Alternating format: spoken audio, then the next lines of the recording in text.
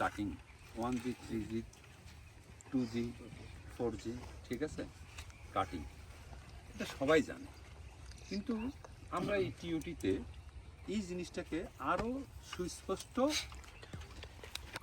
প্রসারিত করা, ভার্টিক্যাল যেটা আছে, ঠিক আছে, হরিজেন্টালি না উঠতে যে ভার্টিক্যালি ইয়ে করা, আর হচ্ছে আমার হচ্ছে যে লতা জাতীয় যেহেতু উপরে না উঠে এপিক্যাল ডমিনেন্সটাকে স্ট্যান্ড করা, মানে ব্রাঞ্চিং বাড়ানো, ঠিক আছে, ব্রাঞ্চিং বাড়ালে তোমার স্প্রেড হবে, কথা বুঝছো? আর স্ত্রী ফুল যেহেতু বাড়বে, তুমি হাত পরাগায়ন হোক বা বিভিন্ন পরাগায়নের মাধ্যমে ফলন বাড়বে, ঠিক আছে কথাটা?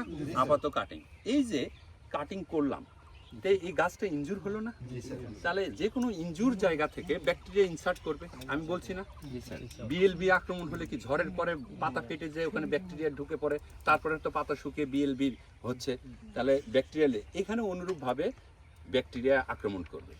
তাহলে এখানে কোনো ছত্রাকনাশক দিয়ে যদি আমরা একটু ইয়া করি, বর্দু পেস্টও দেওয়া যায়, আমরা এই হলুদের গুঁড়া দিচ্ছি, হলুদের গুঁড়া হলো জীবাণুনাশক হিসাবে কাজ করে, তো সেই ক্ষেত্রে আমরা হলুদের গুঁড়া একটু দিয়ে এই কাজটা করব, ঠিক আছে?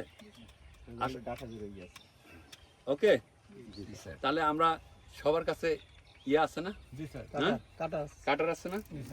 তোমরা লক্ষ্য করবা গাছ উপরে উঠছে, 10 থেকে 12টা পাতা আছে, 2 থেকে 3 ইঞ্চি নিচে কেটে দিলা, হলুদের গুঁড়া রাখলা, আর যদি কোনো সাইড ব্রাঞ্চ বের হয়ে যায় এই মূল ব্রাঞ্চ, তাহলে আমরা নিচেরটা কেটে দিই। স্যার পরবর্তী আমরা ওখান থেকে কয়টা কুশি রাখতে পারি স্যার? কোথায়?